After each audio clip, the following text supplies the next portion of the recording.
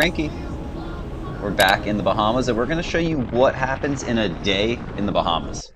We're riding around, and the first stop of the day is some diving. I'm dropping down here, just kind of looking around. And there's a lot of this because this particular trip, the fish were tricky. A lot of times, hogfish are the easiest fish to shoot in the entire world. But for whatever reason, this trip, they were hiding up in the coral heads, similar to the way that like a grouper or a dog snapper does, kind of like dipping in and out, uh, rocking up like a grouper. It was just really unique. So it really required a lot more work. You couldn't just float around on the surface. You had to get down, look around in the holes, and then every now and then we would find one, and it would just kind of take off. There was plenty of shooter hogs. I mean, if we were just looking for a good eating fish, we could have done that all the time. But let's face it, anyone that's out in the Bahamas in a $1.5 million center console isn't there because they're hungry. They're there because they enjoy it, they like the hunt, they like to do the spearfishing, and that's what we do. I'm not going to kid around and say, oh, I'm doing this because I need to eat food. I'm doing this because I like it. I mean, there's plenty of good fish to eat right here, but we're looking for some bigger trophy fish, and that's what you're looking at now. That's a big hogfish, and this is the way they were acting.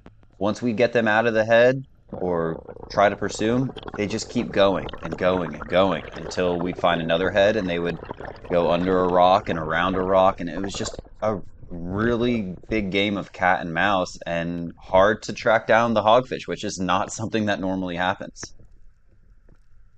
This next hogfish, while a little smaller than the previous one, was still a really good one. The first one was giant, but this one's doing the same thing, just acting weird, kind of like a mutton. It was dipping left and right and left and right, and just not giving us a good shot at all. And it just moved out into the grass. But our luck was about to change, or my luck was about to change, because this is going to be a giant mutton going crazy in these rocks coming up next.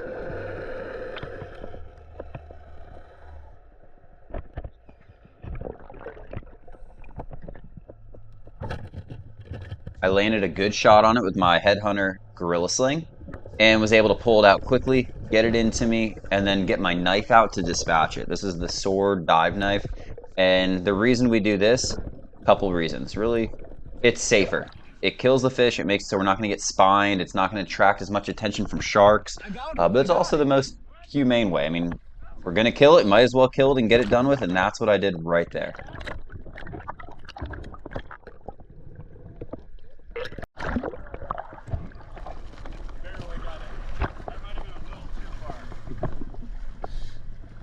It's a good one, though. Dude, there was another one that went right around the, like when you said you got it. Dustin, what happened with this guy? Well, see, neither one of us were sure what we were doing. Dustin shot him to put the original scare into him. And then back up, buddy, clean cut. Thing was doing figure eights in the rock. I've never seen a mutton do that before. I didn't know Dustin had already put a shot in it. But that is a beautiful fish. Solid. It literally came out of that other one when you came and got him. Another big one came out. A giant one came around that right underneath on the bottom, around that corner. Beautiful. That is a solid mutton. Big old starburst tail. Hold him up.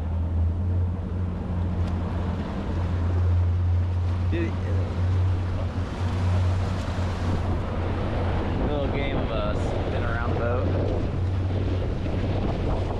That is a beautiful mutton. Hold him upside. There you go, like that. That is a nice one. That's probably the best fish we shot this trip so far. There you go. About the size of the fin, that's right. Nice. Oh, he's peeing.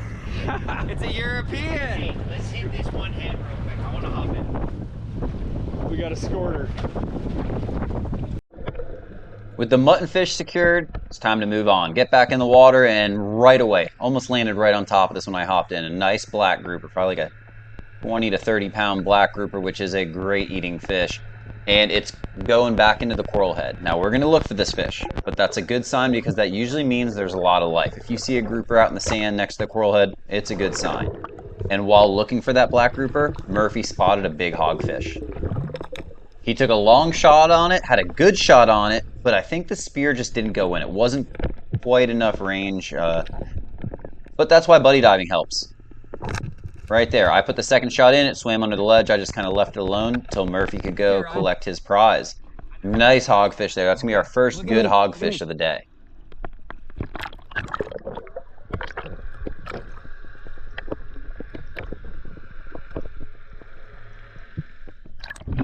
Beautiful fish.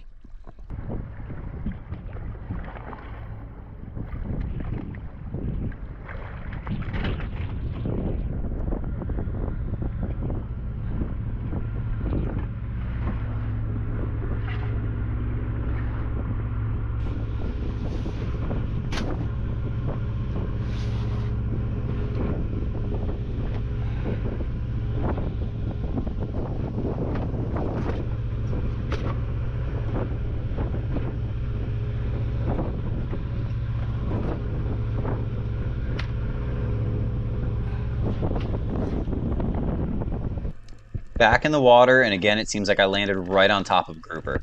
So I got my sling. I'm going to try to stalk this fish, and I'll kind of walk you through the techniques I'm using here.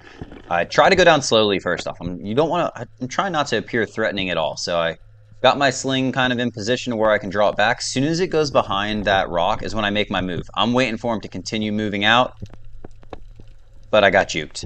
He came out the other side, saw me, spooked, and that was the end of it. I probably could have kept following him, but honestly it was against the current and didn't feel like doing it. Let's catch back up to Captain Ryan again. Now Captain Ryan is in hot pursuit. Check out that shot. That was a long shot. I'll have to slow that one down for you.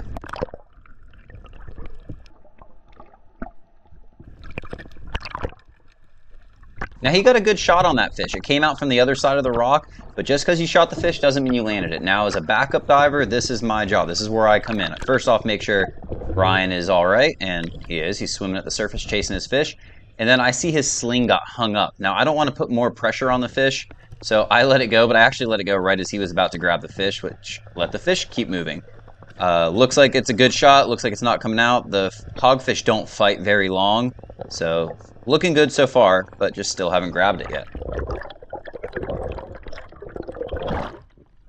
It's a nice one. What?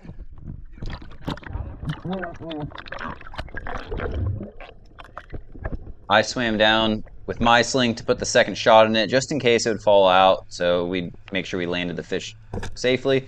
And I actually did a pretty bad shot as far as a second shot goes, or a stone shot. Didn't stone it at all, just kind of shot it up in the front of the face. But this fish was not coming off, and this is going to be another nice hog for Murph.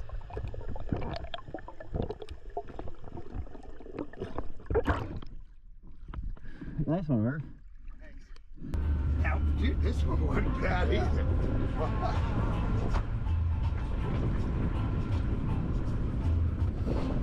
Now I need to get one with my Nassau.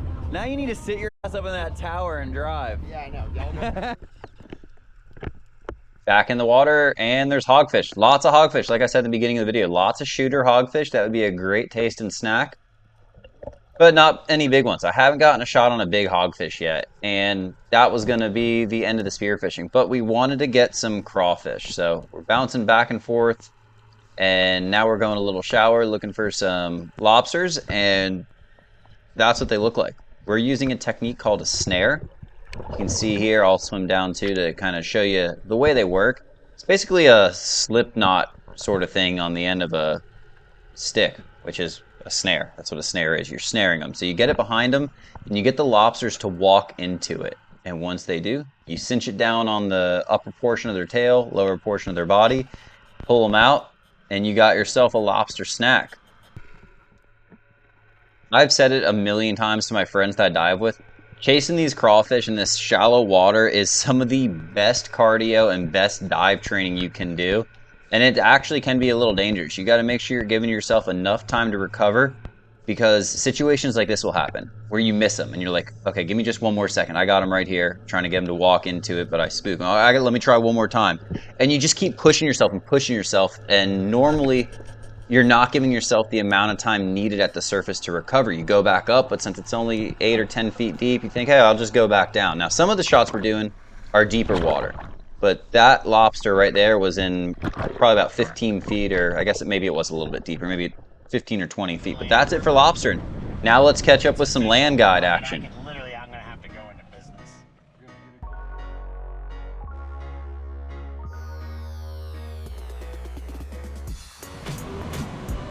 Be careful, buddy!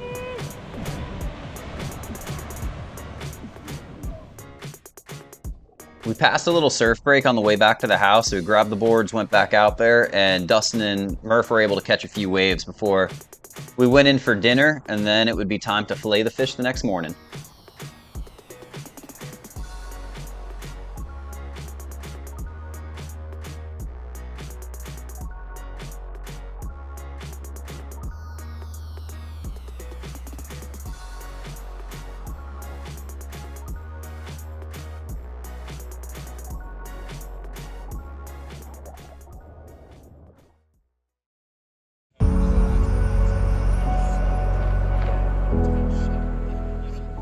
Now I've got some serious filleting work to do with a cart full of fish.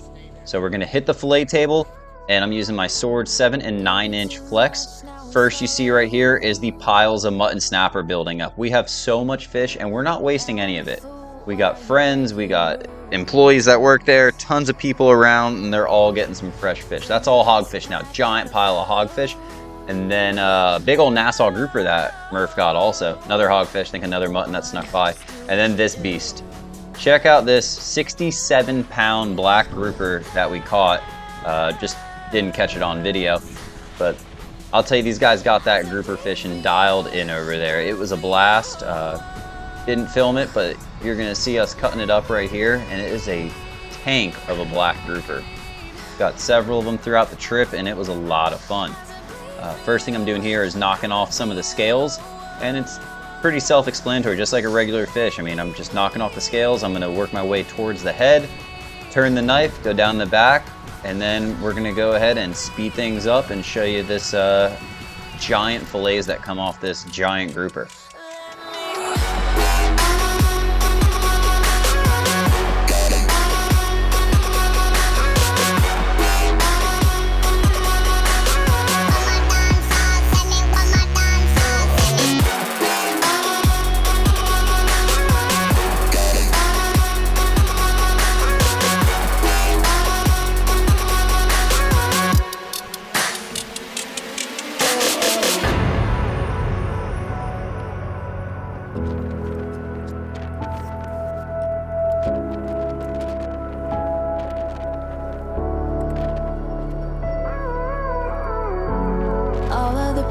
Seems to follow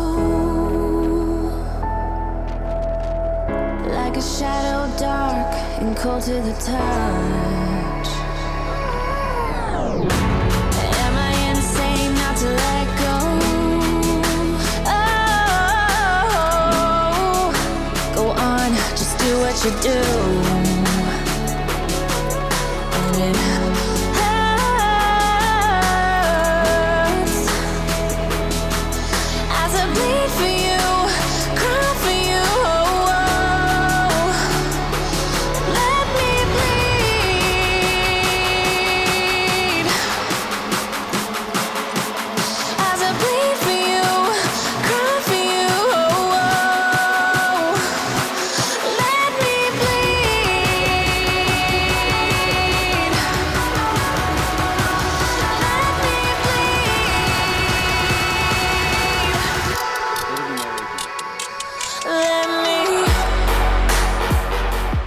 That's my paradise right there. I absolutely love it over there. Big shout out to Dustin and Murph for having me. Also the families that had me while I was over there too. A lot of fun. This is part 2 of a 2-part series. I had part 1 up a little while ago. I was there with them for days. I hardly filmed. I filmed a fraction of the time we were over there and made 2 videos out of it. It was a lot of fun. Now we got the hurricane coming. I'm not going to ignore that. Good luck. Jojo, Kyla, control the baby Jojo. We got the hurricane coming. Good luck to everyone in the way. I'm over on the Central East Coast. I know we're going to feel something from it, but I really feel for you guys over on the West Coast. Still cleaning up from the first one, and you're going to get hit again. So good luck, everyone. I'm getting this video up as soon as possible. Also going to do a giveaway for this video. These are my hats. jantogear.com. Order them. Help support the channel. I really appreciate it. Custom designs on whatever you want. I make them all by myself and ship them out to you. So if you want to enter for a chance to win one, all you got to do is comment below. Comment anything. I don't really care what you comment. I'll enter you in the giveaway. I'll pick a winner and announce it in the description of the next video, as well as pinning their comment to the top of the comment section in this video. So thank you very much. Again, stay safe for the hurricane, and I will see y'all in the next video.